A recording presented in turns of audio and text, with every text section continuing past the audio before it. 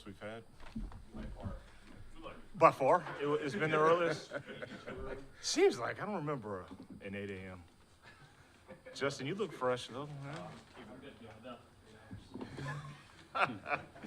All right, guys, thanks for coming. First want to start off just really thanking the players, all 90 of them that we've had in camp. They poured so much into this thing. They gave it their all. They sacrificed so much. And look, I know we're talking about like how training camp ended, but these guys, they've been grinding since the spring. So I have the utmost respect and appreciation for all of them. And I thought Dan did a phenomenal job preparing the team and managing this camp.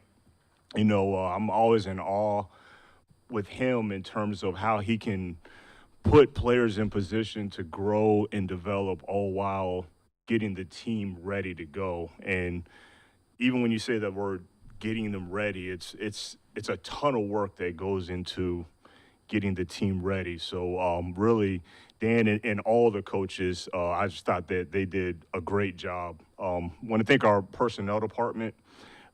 They've all worked really, really hard. It's a lot of moving parts in the preseason and a lot of film that you have to watch, a lot of evaluation you have to do. Our entire personnel department, it's a lot more pro scouting led. So I thought Rob Lohman, our pro director, I thought he had a great process from a preseason scouting standpoint, but the entire operation and really our whole organization, it's far too many to name.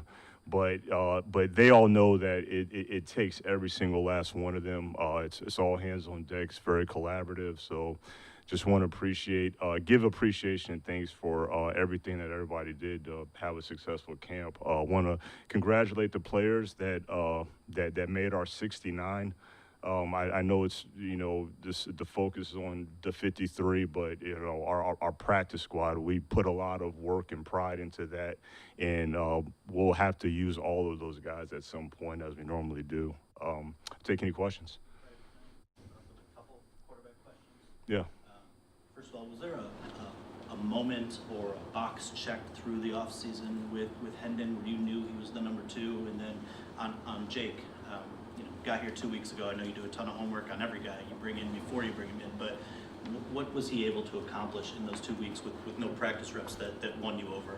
Yeah, I'll start off with Jake first. I've always been a fan of the player ever since he came out of Georgia, and I even dating back to high school, you know, coming out of Warner Robins, he's always been a winner, and I've always said, I guess the best analogy I could say is, and I tell young kids all the time, I told the kids at the combine when I spoke to them and speaking to the quarterbacks, you know, some guys, they don't want to throw, they don't want to work out because they're not working with their guys, you know, they want to wait till their, you know, orchestrated pro day and all that. And same with all-star games to an extent too, but when a quarterback can go out there and operate and be accurate for guys that he have not been working with, that's impressive. And it wasn't just that. Obviously, there's a lot more other things that he showed in a short amount of time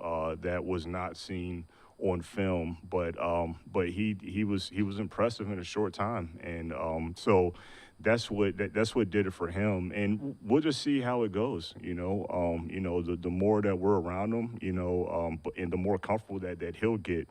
I'll say for Hendon, I would say I don't think it was one moment. I would say just the more reps he got, the more confident he got, and the more he played, the more confidence that we had in him as it went on. And when I look back at Hendon, going back to his college career, really what he's doing right now is not a whole lot different than what his college path was. You know, when he came out of Dudley High School and got to Virginia Tech, he didn't just become the guy. You know, he had to work and grind. He was in a competition. He had a battle. He had to wait his time, and eventually it came. And then when he hit the portal and went to UT, it was the same thing. He was competing. He had a battle. He had to be behind some, and he just kept putting the work in, and we have confidence in him because he's wired right to go through that. He's already proven that he can go through that, and so I think he's really taken the same kind of steps that he's always taken. But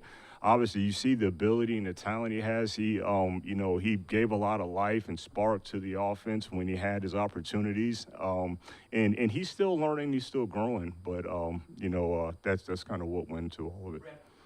Yeah, go ahead. What gives you confidence that the 53-man roster that you assembled can get this football team to the Super Bowl and win it? I just think going back to day one that we never wavered in our process in terms of roster building, and we never, Dan and myself, we never changed our path or made a pivot in terms of each year in terms we won these games, so we're in this window. We've done I'm proud of us that we've avoid mentally putting ourselves into that we're being in a window, and so we have to do something different from a roster standpoint. We've kept our approach and our process very consistent in terms of how we build it, the opportunities that we provide players, and that's what gives us confidence. And we've been saying it since day one. We want to get better every single year, and we've done that, and we plan to continue to do that. Going back to the Puerto Rican for a second, I don't know if this was clear enough, but like before that last game, were you considering or content going with Sudfeld as your 2 or having him on your 53? Did Jake was it like that game essentially that won Jake the spot?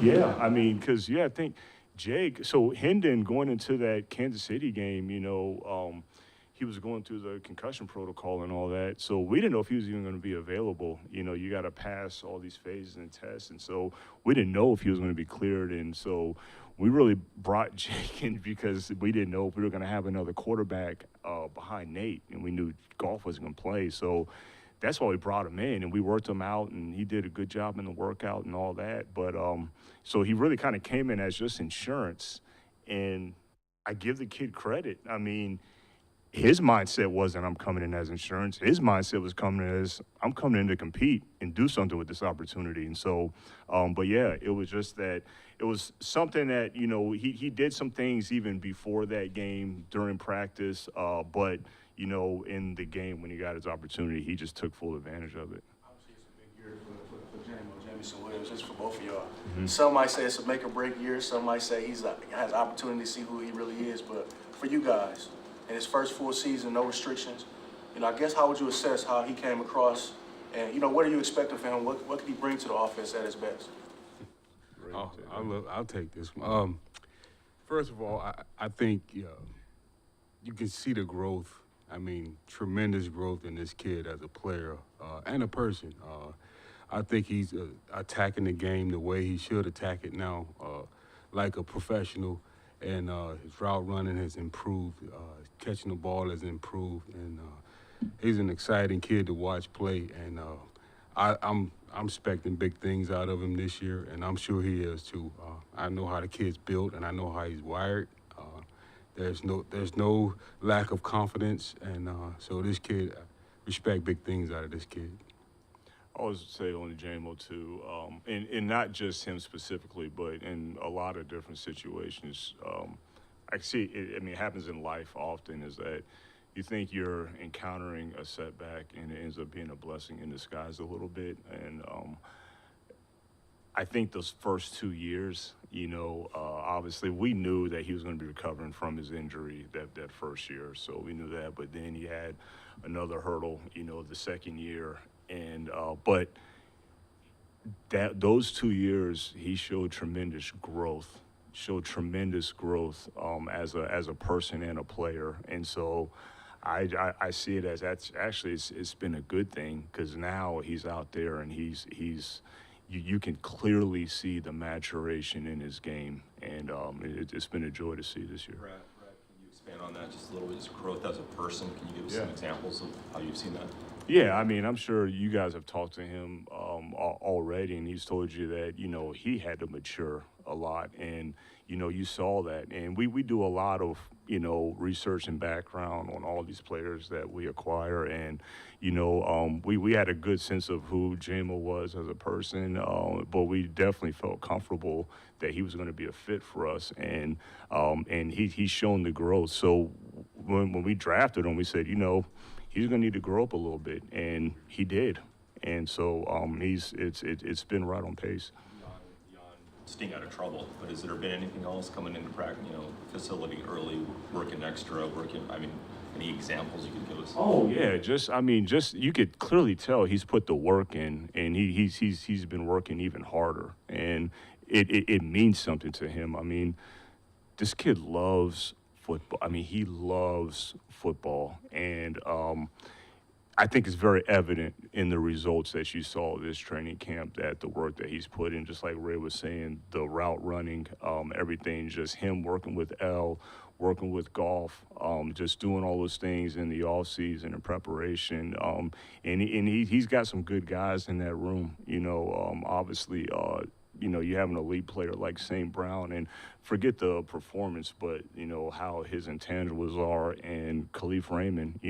He's got really good guys to look upon and follow. But he's seen how they work, and but you can see the results that's shown in camp. If that answers your question. Sticking with your receiver room, I imagine you would not use the term regret, with the approach with Josh Reynolds, but I think maybe that room didn't work out the way you envisioned. Maybe would be a better way to put it. So how confident are you going forward with what you were able to accomplish with the practice squad, and maybe rounding out what that will look like in week 1 or week 4 or week 7, whatever it may be? We have confidence in what we have. I would say, obviously we've already addressed that we wanted Josh back on the team, but you can't get everybody that you want back. But we felt good about the competition that we had going forward. I think the unfortunate part happened was right when Antoine Green's injury came. I felt that's right when he started showing the growth, and that he was about to really kind of take the lead in it, in my opinion. But unfortunately, that happened. But we still have confidence in the guys that we have. Nobody really took that other position, and we're not going to give out a position either. So that's why we had 4 receivers on the active. I just don't think that that's right to say, we're going to give this guy this back because that's the next guy. That's not how we operate. But I would say I would have less confidence if we didn't have the other guys that we have, because you look at the one position, right? I know you asked us about that one position, but I'd have less confidence if we did not have an elite player leading that one position, if we did not have Jameson Williams, if we did not have Khalif Raymond, and that's that one piece of the offense. So then when you get after those 3 guys I named in that one position, I'd have less confidence in the remaining people in the receiver room if we did not have the quarterback, the 2 tackles, the 2 guards, the center, the tight end, the 2 running backs. I would have less confidence, but because it's completely team effort, I still have confidence. You spoke about your confidence in Jared Goff all along, but you guys actually rewarded him this offseason. Mm-hmm. We hadn't spoke to you since that. Mm-hmm. But now that everything is set, he got the team, he got the pieces in place. How do you see him helping this team get over the hump at this next stage of his career now? Oh yeah, he's the right guy. He's the leader for us. He didn't need a contract to go out there and do what he does on the field. He truly earned that, and I have not seen a change in him. If anything, it's been better, just because it's another year of the continuity that I give Dan a lot of credit in terms of the continuity that he's had with the coaching staff. That's obviously helped, and we have a lot of familiar faces along with that too. So I see it being even better. It's been amazing to see his growth as a player ever since our days back with the Rams with him. But yeah, I'm not gonna say that that he needed the contract to elevate him. He was already elevating, playing at a high level. But I do think it's gonna be better for all the other things I named. Contracts, just to stay with the contract Oh, stuff for a okay. second, the offseason. Just especially like in the context of the holdouts we've seen elsewhere this summer. How important was it for you to get ahead of the curve with some of that, like set the market rather than chase it? And what do you think about the trickle down and how it's impacted some of your top competitors in the NFC? Yeah, I mean, look, the market's going to change every single day. You don't know what's going to happen tomorrow. So we've always felt the earlier the better for everybody. First of all, I know that the player doesn't want to wait around and be strung along, and us, as an organization, we do a lot of planning and preparation to reward these players as early as possible, because you don't know what's going to happen the next week, the next month. You don't know who's going to, but we just got to worry about what we have to do, and we try to do the best we can in terms of prediction and operating with discernment with all that stuff. But that's how we choose to operate. You see other teams that you're competing with the NFC title for that some issues? We just have to worry about what we have to do. I just want to add this, man. Coming from a player's point of view, in the locker room, when your organization take care of your top guys, it sends a message in the locker room, that, hey, they're about the right things. And so that's what has been most exciting for me, as a former player, what the locker room sees when you pay a St. Brown and a Panay Sewell, who deserving to get paid, So I think that sends a great message to the locker room and does a lot, for the psyche of our players. Mm-hmm. When you talked about Aline on a radio interview, I think the phrase was, it's time, something along those lines. Obviously, we're here at the cusp of the season, and I know we've asked this before, but does negotiations get trickier in season? Is it a player-by-player case on whether you decide to pause those things? Are you still hopeful to get something done with Aline? Yeah, that's a good question. I don't know if it gets trickier. It's just that, well, first of all, the player, and especially a player like the one you just asked for, is just so focused on just playing, and that's it during the season. And so, and when I made that comment about, it's just, he's a player that was coming up that we want to keep around, and he's been a darn good player for us. And so, we haven't had anything, really. We haven't had anything intense going on from a dialogue standpoint, but his camp knows that we want to get something done, but it's very in the infancy stages right now. A little bit earlier about your process hasn't changed over the last couple of years, but I'm curious what was uniquely challenging about this set of decisions that you made this past week.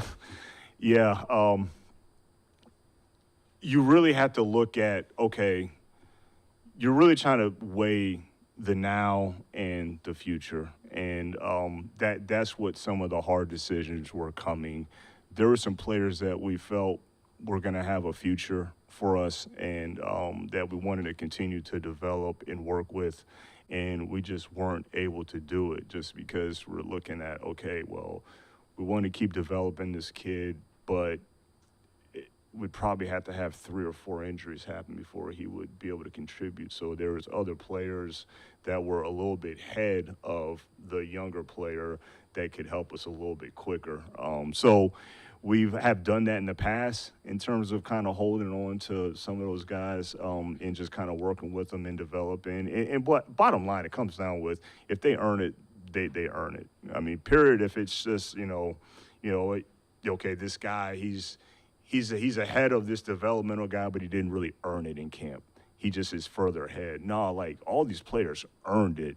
But we had more of those conversations this year about just, man, we really want to hold on to this guy.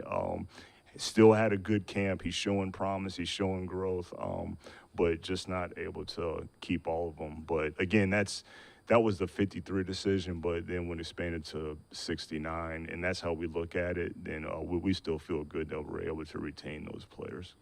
3 undrafted rookies, which seems kind of rare for like a Super Bowl caliber roster. Maybe you can just talk about that decision, what they did to earn it, how important that is also. Maybe it's a selling point for other guys when they come in here to, you have a shot no matter what you're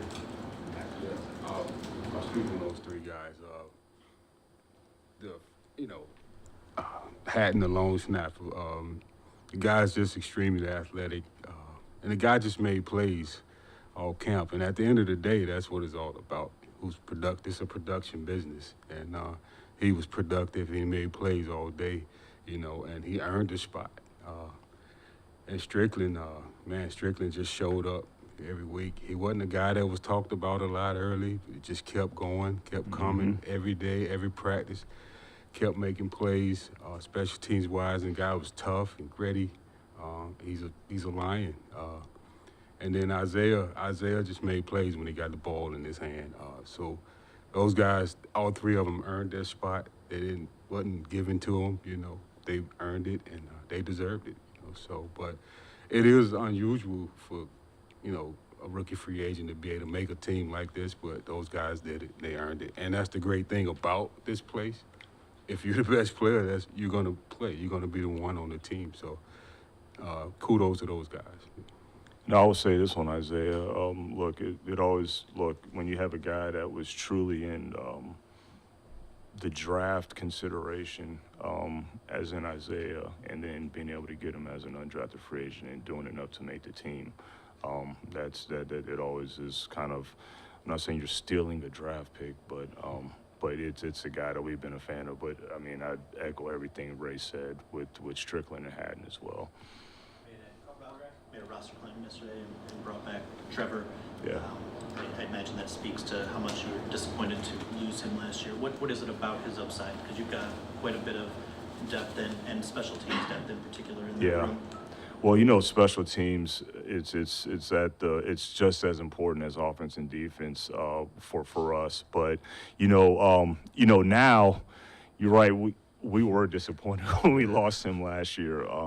We were just in one of those spots where you're trying to sneak a guy through, and I don't know if there's any sneaking anymore in this league. But we just couldn't. We were trying to get him back on practice squad, and people had their eyes on him, and I'm not surprised because he does have a lot of upsides with his size. He's got straight line speed. He's tough. He's physical. He has instincts for special teams. I think that's one of the things that when you look at a special teams player, you look at size, speed, trying to get downfield, being able to break down open field, but he has instincts he's got the spatial awareness to understand where the ball's coming, and so all those things, it makes him have a bright future, as a special teams player, and he's going to still be growing as a linebacker. Well, I know that's a really deep room, but yeah, we want to continue to grow him as well. But yeah, we were excited to be able to get him back. But yeah, it's a deep room, and he's going to be, competing with some other guys. But we're not worried about him on that. A ton of questions over the last month about the one kicker for the month. I'm just curious on your perspective and what you've seen from Jake Bates to kind of have that confidence and say, take the job. It's your opportunity. Yeah, obviously, we all know the ability that he has. He's got a big leg, and look, we get intrigued by some of as much as humans, we all crave certainty. We crave everything being coherent and all that.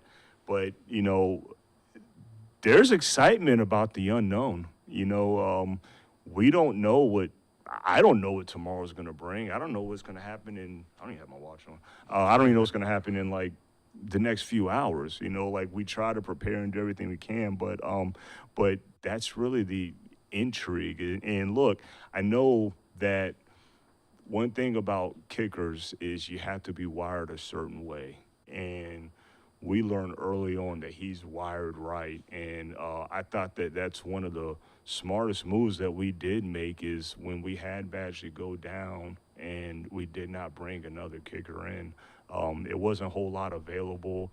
Because when Badge got his injury, I mean, every team in the league had 2 or 3 kickers on their roster. So we brought a handful of guys in to work out, but we said, look, let's just let this kid get every single rep possible. And he did get better, and he's continuing to get better. But the main thing, regardless of what you say about accuracy and all that kind of stuff.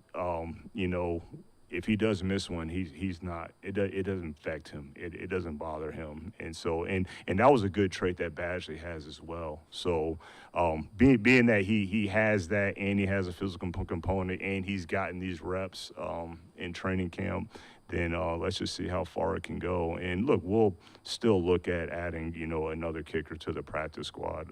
Guy that had a little bit more experience, but yeah, I think he's earned to give it a shot. Okay, Brad, then a player that people talk about on the outside is James Houston.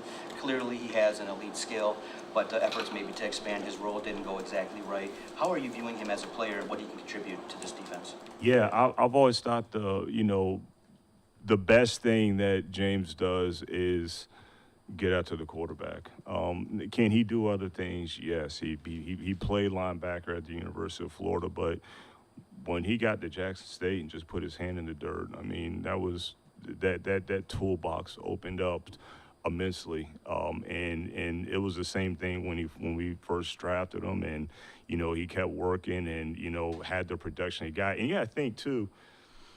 He missed basically all of last year. I mean, what was that game 2 running down on special teams where he had that injury? So for a young developing player to miss a whole year when he only had really half a season of experience, albeit productive, you know, so he had come back from the injury, and then now he's just rushing the passer now. You know, he can play Sam linebacker, but I think what he does best is get after the quarterback. You know, he's a guy that he showed in this last preseason game, you know, what he can do. And, you know, he's got a tremendous ability to bend, change directions, counter. You know, he might not be the power rusher that Aiden is. He's a completely different flavor, but that's what we like about him too as well. But yeah, and he had to kind of battle through some stuff after that first preseason game, so he missed that second one. But it was good to see him show what we know that he can do in that last one. I know you and Dan are extremely transparent with each other. So obviously after the NFC Championship game, you caught a lot of flack both sides for being aggressive. I mean, your job is to make this team better. So when you look at teetering that aggressiveness with, you know, trying to be smart as well, is that a conversation that you guys had I mean, your job is to improve the whole team, the coaching staff. You know, is that a conversation that you had this summer as well? Yeah, we didn't have that specific conversation this summer, but you know, we're very much in alignment that we are, if you want to call it, aggressively smart, or you probably have heard Dan say in the past, controlled aggression or calculated aggression. You know, whether that's him coaching the team. That's how we build the roster. I think that we do it in an aggressive way, but it's calculated, and so we're not just kind of, you know, just taking shots just to take shots. But yeah, I do think that, you know, in this league, I've always said if you're current, you're behind, and so if you don't have a sense of aggressiveness in some capacity, then you might be coming up short. For both of you, I guess, just curious what your experience has been like around the city, interacting with fans, really since, I guess, January. People have watched this franchise their whole lives, can take pride in it now. Just from your perspective, what that's been like. It's been great. First of all, I've enjoyed every minute here in the city of Detroit. You know, I probably don't get noticed as much as my buddy here, but you know, it's been great, and the fans are great. I remember one time, but there's certain wings spot that I like. I'm not gonna give them a plot right now, but where I go get wings a lot, and a kid wanted to take a picture with me, and you know, you guys are doing great, you're great. But the fans are so passionate here, man, and it's just great to see, you know, when you're out at restaurants and you do get noticed by some people. It's great to see, and it's been a joy, you know. I've lived in different cities with football teams, and this is no shot to them, but this is completely different than I've ever experienced in my entire life. And I truly mean that. And I'll never forget when I first found out that I was going to come to an interview for this role. My uncle, Luther Bradley, that played here, he told me, he said, Brad, this is a fan base, like, they're about as passionate as can get. And so, I'm thinking, that's what you're supposed to say, whatever.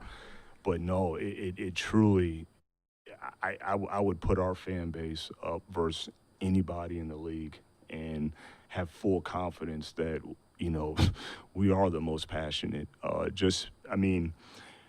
guess I was a little bit probably, I guess I say I was a little naive when I first got this job. I was just thinking about the work that we had to do, and I did not think that, somebody would stop me in the street. Me and my family, we were living in Birmingham initially when we first got here, and we were walking down to a restaurant, and it was like, and they didn't get here till the summer, so we had a little bit of time off, and we're walking down, and people were stopping us, and I had no idea. I was thinking that I would just be the behind the scenes guy that, just help build the team, but so me and my family we were all shocked, and we were thinking, okay, that's a one-off, but it kept happening, kept happening, kept happening, and this is all while a 3-win season. And during a 3-win season, it was not, Brad, get the heck out of it. No, it was like, hey, I'm riding with, like, that's a special group, and it's always been positive, and I have the utmost appreciation and respect for our fan base, and I absolutely love living in this city. And I know Ray, he's echoed the same. We talk about it constantly about just, I'm not sure if we had any expectations really. We just knew that we had a job to do. But the way that they've embraced us and we've truly embraced the city, I don't have a pair of glasses yet, but I'm gonna get some soon. But it's been good. Two-parter here.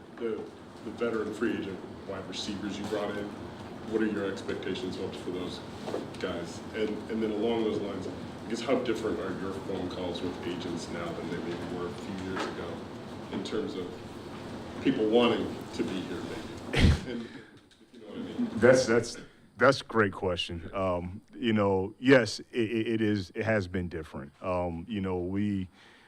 In the past, we were doing a lot of, I'd say for the first 2 years, we had to do a lot of selling and convincing constantly just to try to get guys here. And that's in probably each phase of player acquisition year round, whether it's this time of the year, whether it's the trade deadline, whether it's free agency, whether it's after the draft.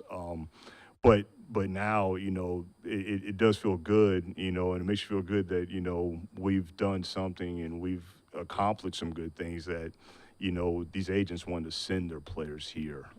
Now, the wide receiver front, that was even easier conversations. Every agent of a wide receiver wanted to send them here. And really the same thing happened with kicker too. When Bashley went down, we played, I think, all but one game indoors. Why would a kicker not want to come here? But that's how the agent conversation went. Those two wide receivers, look, we know that those guys can play. I thought that it was really cool to see Tim Patrick, after everything that he's done, move around in the preseason, run routes, show that he can still drop his weight, snap down, get out of breaks, and still catch the football. So we were excited to add him. And then Allen Robinson, he was a guy that, we wanted to add in free agency a couple of years ago. Obviously a Detroit kid from here, but that's not the reason why he's here. But, he's another guy that can step in, and we know he can play. So right now it's all about getting them acclimated. Just however fast that happens, we will see. If it's 1 week, 2 weeks, 3 weeks, we'll see. But it gives us a lot of, I guess I'll say, comfort knowing that it's guys that have real stripes on the wall. They're good character guys. They're spoken highly of. So we know that they're going to be culture fits. It's just how quickly they can get acclimated. Yes. Yes. Super quick. Just to be real, sorry, one last housekeeping. Can you share your expectations for the season, just after everything you guys have accomplished, where you're at right now? What are your expectations? For this season, Yeah. we won the Super Bowl. Just on Kaminsky, is he still headed to IR, and is there a conversation on whether that's a return or not to return? Yeah. That move will probably be done probably today at some point. So he wasn't one of those ones with the new rule with the 2 spots at cut down. So but it is forward to return. We don't have a crystal ball in terms of when it will be, but we had enough conversations that we feel good, and we know the player well enough how he's going to attack his rehab that we feel good that hopefully later in the season that we'll have him really probably right when we need him. Thanks, guys. Appreciate it. Thank you.